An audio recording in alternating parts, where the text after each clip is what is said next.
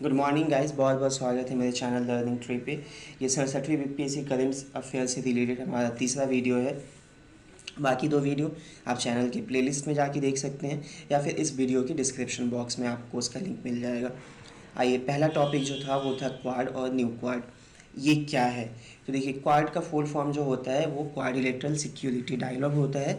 ये एक तरीके का इनफॉर्मल अलायंस है ना। इनफॉर्मल मतलब इसकी कोई संधि नहीं हुई है, इसका कोई हेड क्वार्टर नहीं है, इसका कोई एनुअल समिट नहीं होता है ना। तो ये है जिसकी स्थापना वर्ष 2017 में की गई थी। इसकी अवधारणा जो है सबसे पहले जापान के जो फॉर्मर प्राइम मिनिस्टर थे, पीएम थे, शिंजो आबे ने दिया था। ठीक है, 2007 में। इसके जो मेंबर हैं वो भारत है सबसे प्रथम मेंबर, उसके बाद अमेरिका है, जापान है और ऑस्ट्रेलिया है। नेक्स्ट था न्यू क्वाड। देखिए, हाल फिलहाल में क्या हुआ कि भारत, इजराइल और यूनाइटेड अरब अमीरात, संयुक्त अरब अमीरात और United state of America USA के बीच में जो है हाल फिलहाल में एक वार्ता हुई है। ठीक है, इसी वार्ता को, इसी जो डायलॉग है, इसी इनफॉर्मल डायलॉग को हम न्यू क्वाड कह रहे हैं। ठीक है, वर्ल्ड मैप पे आप देख सकते हैं यूनाइटेड स्टेट ऑफ अमेरिका को, ये वाला इजराइल है, ये यूनाइटेड अरब अमीरात है और यहाँ पे हम हैं। इसके अलावा जो है एक शब्द जो था, जो चर्चे में था, वो था अब्राहम एकॉर्ड के बारे में कि अब्राहम एकॉर्ड क्या है।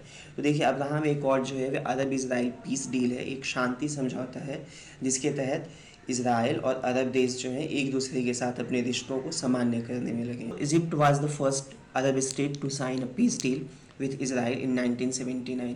मिस्र जो है वे प्रथम अरब देश था जिसने इसराइल के साथ शांति समझौता 1979 में साइन किया था। इसके अलावा ये शांति समझौता यूएई, मोरक्को जो है, बहरैन ने साइन किया है।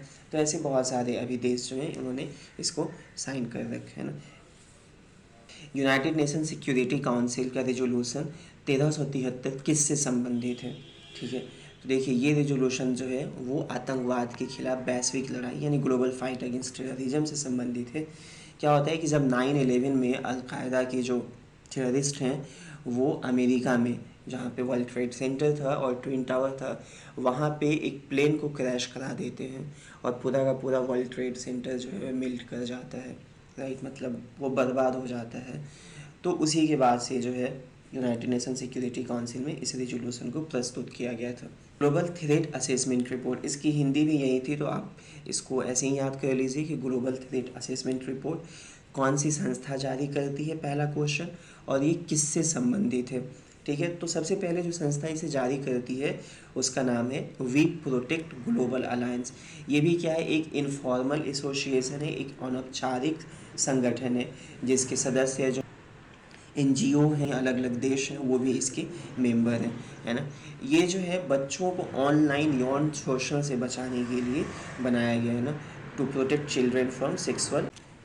ऑपरेशन स्माइल या ऑपरेशन मुस्कान क्या है और ये इसकी शुरुआत किस मंत्रालय ने की है? तो देखिए, ऑपरेशन मुस्कान की शुरुआत जो है वे मिनिस्ट्री ऑफ होम अफेयर्स ने, गृह मंत्रालय ने की है, जिसके तहत हम बच्चों को रेस्क्यू करेंगे और उन्हें रिहैबिलिटेट करेंगे, यानी बच्चों को बचाना और उनका पुनर्वास करना। पुनर्वास का मतलब क्या हुआ कि उनकी ज़िंदगी को फिर से सेटल करने का हम प्रयास करेंगे। ठीक है, इसकी शुरुआत जो है जनवरी 2015 में की गई थी और ऑपरेशन मुस्कान की शुरुआत जो है जुलाई 2015 में की गई थी। दोनों का उद्देश्य जो है वो सेम ही। ओके, अगला था नेट जीरो एमिशन। देखिए, नेट जीरो एमिशन का मतलब ये हुआ कि हम जो है वातावरण में जितना भी CO2 का एमिशन करते हैं, ठीक है, हमें उतना CO2 वातावरण से बाहर निकाल देना है। ठीक है, रेलवे ने इसे प्राप्त करने का लक्ष्य जो है वर्ष 2030 का रखा हुआ है। बाकी आप यहाँ पे मैप पे देख सकते हैं कि कौन कौन सी कंट्री ने अपना लक्ष्य रखा हुआ है और इसे कब प्राप्त करने का लक्ष्य है, जैसे यहाँ पे देख सकते हैं। बाकी हम लोगों ने अभी कोई कमिटमेंट नहीं की है। चाइना का लक्ष्य जो है ये 2060 तक प्राप्त करने का है। CO2 को रिमूव आप कैसे कर सकते हैं? या तो आप प्लांटेशन करिए, पेड़ पौधों को लगाइए, है ना, या फिर ओशियन में अगर जो फाइटोप्लैंक्टन है उनकी अगर आप बढ़ोतरी कैसे भी कर पाते हैं, जैसे आयरन फर्टिगेशन और बाकी चीज़ों की सहायता से, और बाकी और भी आप जैसे कार्बन को स्टोर कर सकते हैं, कार्बन को सिक्वेस्टर कर सकते हैं, जियो इंजीनियरिंग कर सकते हैं। तो ऐसी कई सारी टेक्निक मौजूद हैं जिसके तहत आप ये काम करते हैं। नेक्स्ट था Nobel prize in literature. Nobel prize in literature जो है वो अब्दुल रज़्ज़ाक़ कुरनाह को दिया गया है। अभी यूनाइटेड किंगडम में रहते हैं, लेकिन ये जानजिबार जो कि अफ्रीका में है, तंजानिया के आसपास, वे वहाँ के थे। ठीक है, इनकी लिखी गई कुछ पुस्तकें pilgrimage way, paradise, by the sea, the last gift, Dottie, admiring silence, desertion और आफ्टर लाइफ, ये इनके द्वारा लिखी गई पुस्तक। टालपियोट सेमेंट्री के बारे में, सेमेंट्री मतलब कब्रिस्तान, ये कहाँ लोकेटेड है? ठीक है, तो ये इज़राइल में लोकेटेड है। ये हम इसलिए पढ़ रहे हैं कि हमारे फॉरेन मिनिस्टर एस जयशंकर जो हैं इज़राइल के जब दौरे पे गए थे तो उन्होंने इस सेमेंट्री में माला अर्पण किया था।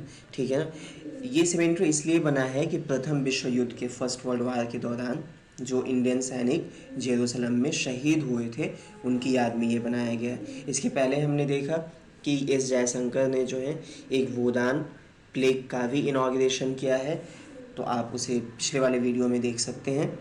नेक्स्ट था वर्ल्ड पोस्ट डे, विश्व डाक दिवस। एक तो कब मनाया जाता है, दूसरा जो है इसका थीम क्या है। तो देखिए इस बार जो थीम है, जो विषय है वो है इनोवेट टू रिकवर, है ना, और ये मनाया जाता है आपको 9 अक्टूबर को। इसे इसलिए मनाया जाता है कि 9 अक्टूबर 1874 को जो है यूनिवर्सल पोस्टल यूनियन की स्थापना की गई थी। ठीक है, भारत जो है यूनिवर्सल पोस्टल यूनियन का सदस्य जो है वो 1876 से है। ठीक है,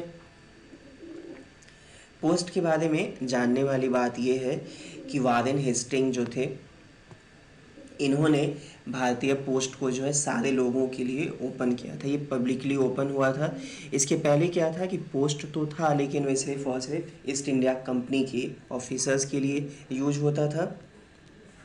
1850 में क्या होता है कि पोस्टल कमीशन का स्थापना किया जाता है, डाक कमीशन का गठन किया जाता है, और इस कमेटी ने ये सिफारिश दिया था कि केवल वज़न के आधार पर ही हम लोग पोस्ट का पोस्टल रेट तय करेंगे, है ना, यानी कि एक जगह से दूसरी जगह चिट्ठी जाने में कितना रुपया लगना चाहिए ये सिर्फ और सिर्फ वज़न के हिसाब से तय होगा, दूरी के हिसाब से नहीं।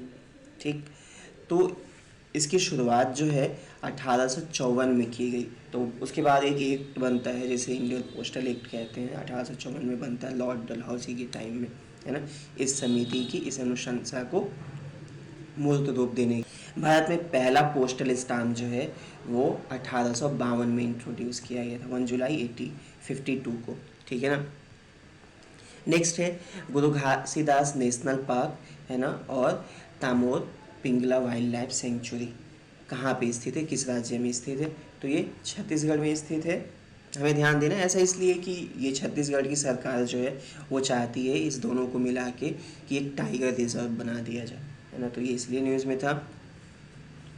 मेटे फ्रेडरिक्सन किस देश की प्रधानमंत्री हैं? ये आप यहाँ पे जो लेडी को देख पा रहे हैं ये प्राइम मिनिस्टर हैं डेनमार्क की, और ये हाल फिलहाल में इंडिया के दौरे पे थी।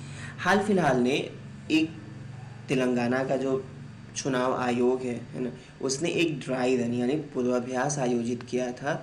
उसमें क्या था कि स्मार्टफोन के माध्यम से आप कैसे इलेक्ट्रॉनिकली वोट डाल सकते हैं, इससे संबंधित ये थी।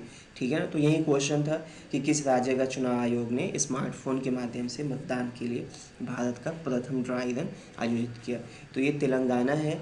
तेलंगाना का जो खम्माम डिस्ट्रिक्ट है वहाँ पे ये शुरू किया गया था, और ये 20 अक्टूबर 2021 में ही हुआ है ना।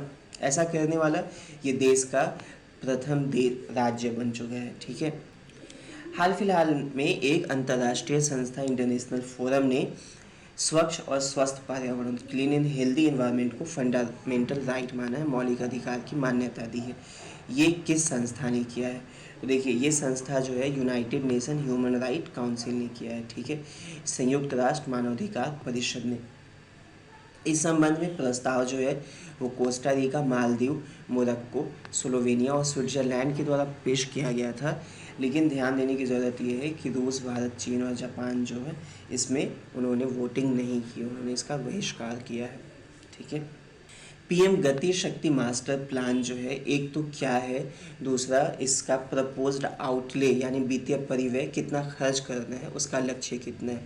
सबसे पहले कि 25th इंडिपेंडेंस डे पे जो है प्राइम मिनिस्टर नरेंद्र मोदी ने इसकी घोषणा की थी। इसका लक्ष्य क्या है कि 100 लाख करोड़ यानी 100 लाख करोड़ रुपया जो है वो हम लोग खर्च करेंगे, ताकि जो इंफ्रास्ट्रक्चर है, जो बुनियादी ढांचा है, उसका समग्र रूप से विकास किया जा सके। तो इतना पैसा हम लाएंगे कहाँ से? तो बेसिकली होना ये है कि इसमें जो पहले से ऑलरेडी जो स्कीम चल रही है, जैसे भारतमाला, सागरमाला, उड़ान, ऐसी तमाम परियोजनाओं को हम क्लब कर देंगे, एक साथ कर देंगे। जे जीरो क्रेटर, उसे आप फिर डिप्रेशन कह सकते हैं, जिसका हिंदी गड्ढा होता है, वो किस ग्रह पे स्थित है, ठीक है। तो ध्यान हमें ये देना है कि जे जीरो क्रेटर जो है वो मंगल ग्रह पे स्थित है। ये इसलिए न्यूज़ में था कि हाल फिलहाल में नासा ने ये कहा कि पहले ये जो था एक झील हुआ करता था, लेक हुआ करता था, ठीक है। मंगल ग्रह के बारे में जानने लायक बात यह है कि सूरज से अगर डिस्टेंस के हिसाब से बात करें तो ये चौथा सबसे मतलब नज़दीक का प्लैनेट है। इसकी उपग्रह की संख्या 2 है, जैसे क्यूरियोसिटी, परसिवरेंस, इनसाइट और इंजीनिटी। ये चारों के चारों नासा के मिशन है जो कि मंगल ग्रह से संबंधित है। मई 2021 में जो है चीन ने वहाँ पे अपना एक रोवर जिसका नाम था जुरोंग, है ना, उसको वहाँ पे उतारा है। ऐसा करने वाला चीन यूएसए के बाद, अमेरिका के बाद दूसरा देश बन गया है। हम ऐसा नहीं कर पाए हैं, ध्यान रखना है। सिर्फ 2 देश यूएसए और चाइना ही ऐसा कर पाए हैं। बाकी हमारा जो मार्स और वाइटल मिशन, जिसे मॉम कहा जाता था, वो बेसिकली हमने क्या किया कि मार्स के ऑर्बिट में, है ना, उसके जो कक्ष हैं उसमें हमने जो है अपना यान भेजा था। ऐसा करने वाले हम चौथा देश बने थे। Russia, United state of America, Europe के बाद हम चौथा देश बने थे, और एशिया में जो है हम ऐसा पहला देश थे जिन्होंने ये किया था। वेस्टबरी केव जो है वो किस देश से संबंधित है? तो देखिए, वेस्टबरी केव जो है वे यूनाइटेड किंगडम से संबंधित है।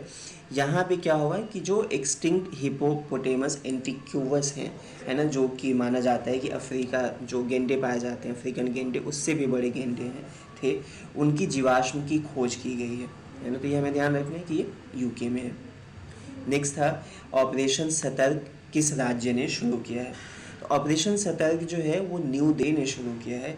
इसके तहत क्या करना है कि जो ऑफिसर हैं, इंक्लूडिंग लेडी ऑफिसर, वो जो है गश्त पे, पेट्रोलिंग पे निकले, ताकि क्राइम को रोका जा सके और पब्लिक प्लेस को सेफर बनाया जा सके, ठीक है ना। सत्यजीत रे लाइफ टाइम अचीवमेंट अवार्ड जो है अभी अभी घोषणा की, वो इंटरनेशनल फिल्म फेस्टिवल देंगे। वे कौन कौन से लोग हैं तो आपको ध्यान देना है। साइस्तेवन सजाबो, ठीक है, ये जो है हंगेरियन फिल्म मेकर हैं, और ये मार्टिन स्कॉर्सेसे, ये जो है हॉलीवुड यानी अमेरिकन फिल्म मेकर हैं। सत्यजीत रे के बारे में, चूँकि सत्यजीत रे के नाम पे अवार्ड है और उन्हीं की ये शताब्दी वर्ष है, उनके जन्म की शताब्दी वर्ष है ना। तो उन्हीं के उपलक्ष्य में जो है ये अवार्ड पहली बार शुरू भी किया गया है, सत्यजीत रे लाइफ टाइम अचीवमेंट अवार्ड का, ठीक। सत्यजीत रे का जन्म जो है 1921 में कलकत्ता में हुआ था। इन्हें ऑस्कर के ऑनररी अकादमी मानद पुरस्कार से सम्मानित किए जाने वाले ये प्रथम भारतीय व्यक्ति हैं, ठीक है ना। इसके अलावा इन्होंने 36 नेशनल फिल्म अवार्ड भी जीते हैं। वेनिस फिल्म में जो है आपको गोल्डन लायन का अवार्ड दिया जाता है, जो सबसे बेहतरीन फिल्म होती है उसके लिए। गोल्डन बियर का अवार्ड जो है बर्लिन इंटरनेशनल फिल्म फेस्टिवल में दिया जाता है, और सिल्वर बियर जो है ये भी बर्लिन इंटरनेशनल फिल्म फेयर से संबंधित है। अब हमें ध्यान देना है कि गोल्डन पीकॉक अवार्ड जो है हम देते हैं, और ये भी जो है सबसे बेहतरीन मूवी के लिए देते हैं। इंटरनेशनल फिल्म फेयर बाकी जब ये शुरू हुआ था 1952 में, जो फर्स्ट प्राइम मिनिस्टर थे जवाहरलाल नेहरू, उनके पैट्रोनेज में शुरू हुआ था। तो उस समय ये देश के अलग अलग राज्यों में, अलग अलग शहरों में हुआ करता था, लेकिन अब ये जो है सिर्फ और सिर्फ गोवा में होता है, ठीक है। तो आपको ये ध्यान रखना है। पहला फिल्म जो कि स्पेस में शूट हुआ हो उसका नाम है चैलेंज। प्रीमाइस मूवी का ये है कि एक डॉक्टर, जिसे एस्ट्रोनॉट भी आप कहते हैं, उन्हें रशिया में कॉस्मोनॉट कहा जाता है, कॉस्मोनॉट को बचाने के लिए जो है वो स्पेस में जाती हैं, और फिर कैसा स्ट्रगल है और इन सब चीज़ों के बारे में, ठीक। तो ये मूवी जो है इंटरनेशनल स्पेस स्टेशन में शूट होने वाली विश्व की पहली मूवी है। ठीक है। तो फिर इंटरनेशनल स्पेस स्टेशन क्या है? तो देखिए इंटरनेशनल स्पेस स्टेशन जो है एक अंतरिक्ष यान है, ठीक है ना। वे एक स्पेस क्राफ्ट है जहाँ पे क्या होता है कि जो क्रू मेंबर हैं यानी जो एस्ट्रोनॉट हैं वे जाते हैं वहाँ पे स्टे करते हैं, उनको जो रिसर्च करना होता है वो रिसर्च करते हैं, ठीक है। इसके अलावा इसमें डॉकिंग का मतलब क्या होता है कि मान लीजिए अगर कोई कैप्सूल जाता है अर्थ से तो वहाँ पे भी पार्क होने का वहाँ पे सिस्टम भी है कि अच्छा आप वहाँ पे पार्किंग भी कर सकते हैं। इसके सदस्य देश जो हैं वे यूनाइटेड स्टेट है, रशिया है, यूरोप है, जापान है, कनाडा है, ठीक है। बस इतने ही देश जो हैं इसके सदस्य देश हैं। सक्षम सेंटर क्या है? तो देखिए सक्षम सेंटर जो है बेसिकली फाइनेंशियल लिटरेसी और सर्विस डिलीवरी का एक पॉइंट है, ठीक है, जिसको दीनदयाल अंत्योदय योजना, ठीक है, राष्ट्रीय ग्रामीण आजीविका मिशन के तहत शुरू किया गया था, ठीक है ना। हाल फिलहाल में जो हम लोग आज़ादी का अमृत महोत्सव मना रहे हैं उसके तहत इसकी शुरुआत की गई है। इसमें जो सेल्फ हेल्प ग्रुप यानी स्वयं सहायता समूह हैं उनको हम लोग लिटरेट कर, ठीक। तो नेक्स्ट टॉपिक हो जाता है कि दीनदयाल अंत्योदय योजना नेशनल रूरल लिवलीहुड मिशन, ठीक है ना, यानी राष्ट्रीय ग्रामीण आजीविका मिशन, ये क्या है? देखिए इसकी शुरुआत जो है जून 2011 में की गई थी, किसके द्वारा? मिनिस्ट्री ऑफ रूरल डेवलपमेंट के द्वारा, ठीक है ना।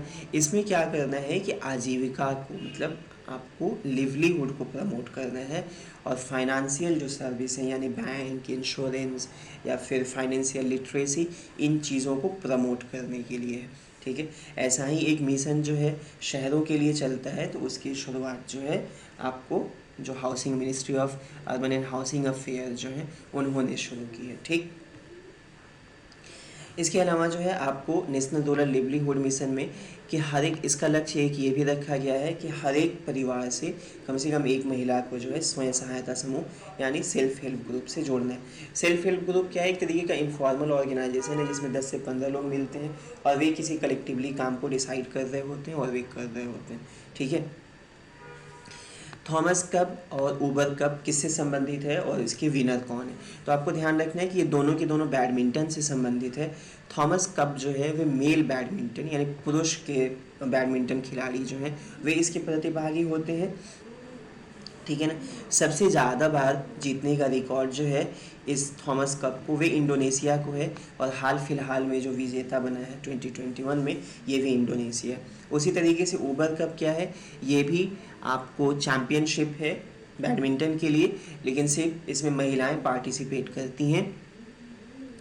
सबसे हाल फिलहाल में 2021 में जो देश इसका विजेता बना है वो चाइना है और चाइना के पास जो है सबसे लॉन्गेस्ट टाइम, सबसे ज़्यादा बार इस टाइटल को जीतने का रिकॉर्ड भी है। तो लाइक करिए, शेयर करिए, सब्सक्राइब करिए, है ना। Thank you.